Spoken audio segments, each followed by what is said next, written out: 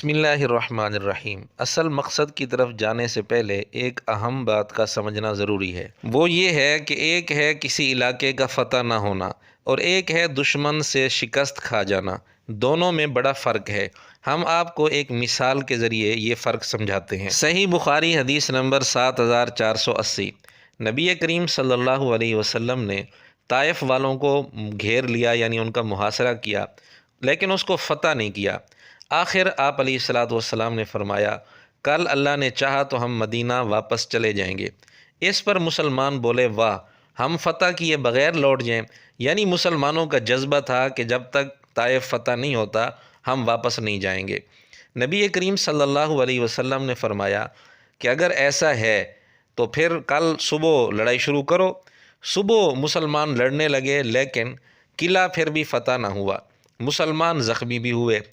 پھر نبی پاک صلی اللہ علیہ وسلم نے فرمایا، صبح کو اللہ نے چاہا تو ہم مدینہ لوٹ چلیں گے۔ اس پر مسلمانوں نے اب یہ نہیں کہا کہ ہم فتح کیے بغیر واپس نہیں جائیں گے، بلکہ مسلمان اس پر خوش ہوئے۔ مسلمانوں کا یہ حال دیکھ کر نبی کریم صلی اللہ علیہ وسلم بھی مسکرائے۔ تو اس سے معلوم ہوا کہ طائف کا محاصرہ کرنے کے باوجود نبی کریم صلی اللہ علیہ وسلم نے اس وقت طائف کو فتح نہیں کیا تھا، اور آپ نے حالات کو دیکھ کر اندازہ لگا لیا یا اللہ تعالیٰ کی طرف سے وحی آ گئی کہ اب یہ فتح نہیں ہو سکتا۔ اس لیے آپ علیہ الصلاۃ والسلام نے ارشاد فرمایا، اعلان فرمایا کہ ہم واپس چلے جائیں گے۔ لیکن مسلمانوں کے اندر چونکہ جذبہ بہت زیادہ تھا جہاد کا، اس لیے وہ اپنے جذبات کا انہوں نے اظہار کیا۔ لیکن اگلے دن جب مسلمانوں کا نقصان ہوا، زخمی ہوئے، تو اس وقت ان کو بھی بات سمجھ آ گئی کہ نبی کریم صلی اللہ علیہ وسلم نے جو فرمایا تھا ہمیں اس وقت ہی عمل کر لینا چاہیے تھا۔ بہرحال دوسرے دن پھر مسلمان خاموش رہے، انہوں نے پھر یہ اظہار نہیں کیا کہ ہم لڑیں گے اور فتح کیے بغیر واپس نہیں جائیں گے۔ تو یہ حالت دیکھ کر پھر نبی کریم صلی اللہ علیہ وسلم بھی مسکرا پڑے۔ یہی حدیث بخاری میں 4325 نمبر کے تحت بھی موجود ہے، اور 6086 نمبر کے تحت بھی یہی واقعہ موجود ہے صحیح بخاری میں۔ صحیح مسلم میں بھی یہ واقعہ موجود ہے 4620 نمبر کے تحت۔ اب دیکھیں، یہاں یہ تو کہہ سکتے ہیں کہ نبی کریم صلی اللہ علیہ وسلم نے طائف کو فتح نہیں کیا تھا اور واپس آ گئے تھے، لیکن یہ نہیں کہہ سکتے کہ نبی کریم صلی اللہ علیہ وسلم شکست کھا کر واپس آ گئے۔ اس ایک مثال سے امید ہے دونوں باتوں میں فرق سمجھ آ گیا ہوگا۔ ایک ہے فتح نہ ہونا اور ایک ہے شکست کھا جانا۔ شکست کھا جانا تب ہوتا ہے جب دشمن اتنا زوردار حملہ کرے کہ اس حملے کا مقابلہ نہ کر سکنے کی وجہ سے لشکر پسپا ہو جائے، یہ ہوتا ہے شکست کھانا۔ اور ایک ہے فتح نہ ہونا۔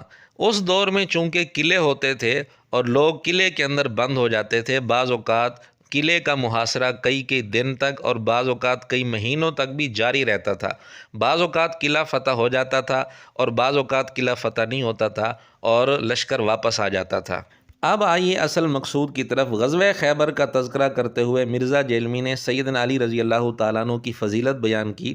نبی کریم صلی اللہ علیہ وسلم نے فرمایا تھا کہ میں کل جھنڈا اس کے ہاتھ میں دوں گا جس کے ہاتھ پر اللہ فتح عطا کرے گا۔ وہ اللہ کے رسول سے محبت کرتا ہے اور اللہ کا رسول اس سے محبت کرتے ہیں۔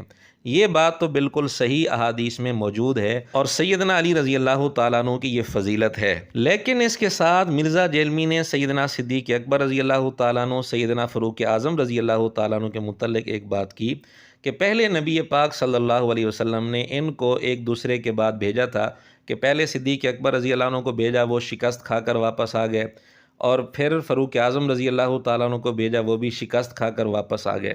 اور پوری ڈیٹیل آپ کو المستدرک للحاکم میں ملے گی کہ پہلے حضرت ابو بکر کو بھیجا نبی علیہ السلام نے، لشکر کو شکست ہو گئی، پھر حضرت عمر لشکر لے کے گئے، شکست ہو گئی، 10 سے 14 دن گزر گئے، فتح نہیں ہو رہی تھی۔ مسند احمد حدیث نمبر 21919۔ بریدہ رضی اللہ تعالیٰ عنہ کہتے ہیں ہم نے خیبر کا محاصرہ کیا، جھنڈا صدیق اکبر رضی اللہ تعالیٰ عنہ کے ہاتھ میں تھا اور قلعہ فتح نہ ہوا اور واپس آ گئے۔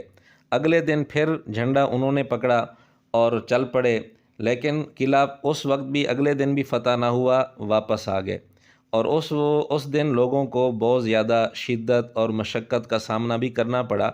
نبی پاک صلی اللہ علیہ وسلم نے پھر ارشاد فرمایا کہ میں کل ایسے آدمی کے ہاتھ پہ جھنڈا دوں گا جس سے اللہ رسول محبت کرتے ہیں اللہ اس کے ہاتھ پر فتح عطا کرے گا۔ چنانچہ سیدنا علی رضی اللہ تعالیٰ عنہ کو آپ نے جھنڈا دیا اور اللہ نے سیدنا علی رضی اللہ تعالیٰ عنہ کے ہاتھ پر اس قلعے کو فتح کیا۔ شعیب ارناؤت نے اس حدیث کو صحیح قرار دیا ہے۔ اس حدیث سے اتنا معلوم ہوتا ہے کہ صدیق اکبر رضی اللہ تعالیٰ عنہ نے محاصرہ کیا تھا، لیکن وہ قلعہ فتح نہیں ہوا تھا، بغیر فتح کے واپس آ گئے تھے۔ جس طرح نبی پاک صلی اللہ علیہ وسلم نے بھی طائف کے قلعے کا محاصرہ کیا تھا، لیکن وہ قلعہ فتح نہیں ہوا تھا، بغیر فتح کیے واپس آ گئے تھے۔ جیسے وہاں شکست کا لفظ بولنا درست نہیں ہے، اسی طرح یہاں بھی شکست کا لفظ بولنا درست نہیں۔ البتہ کچھ روایات میں یہ الفاظ بھی آتے ہیں کہ صدیق اکبر رضی اللہ تعالیٰ عنہ شکست کھا کر واپس آ گئے، لیکن وہ روایات صحیح نہیں ہیں۔ اب جو بات صحیح حدیث کے اندر موجود تھی، مرزے نے وہ الفاظ استعمال نہیں کیے۔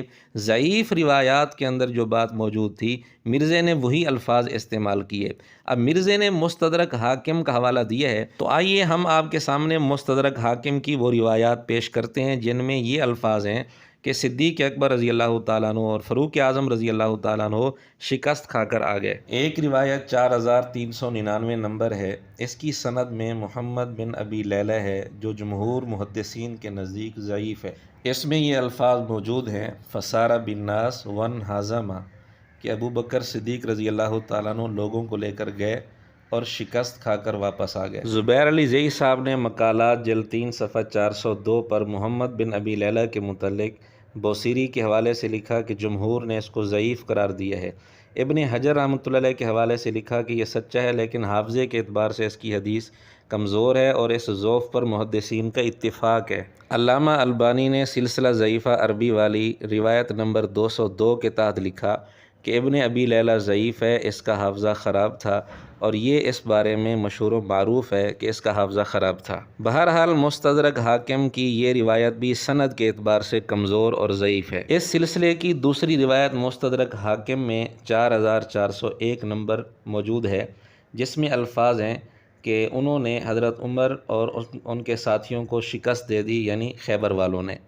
لیکن اس کی سند میں ایک راوی ہے ابو موسیٰ حنفی، جس کی توثیق کسی محدث سے ثابت نہیں ہے، اور اگر اس کو کاتب کی غلطی مانے جیسا کہ علماء نے کہا ہے اور یہ اصل کے اعتبار سے ابو مریم ثقفی راوی ہو، تو ابو مریم ثقفی راوی کو بھی ابن حجر رحمۃ اللہ علیہ نے التقریب میں، دارقطنی رحمۃ اللہ علیہ نے بھی سوالات للبرقانی میں، اور اسی طرح علامہ البانی نے سلسلہ ضعیفہ میں اس راوی کو مجہول کہا ہے، تو بھی اس روایت کی سند ضعیف ہی بنتی ہے۔ مستدرک حاکم میں اس سلسلے کی تیسری روایت ہے 4402 نمبر۔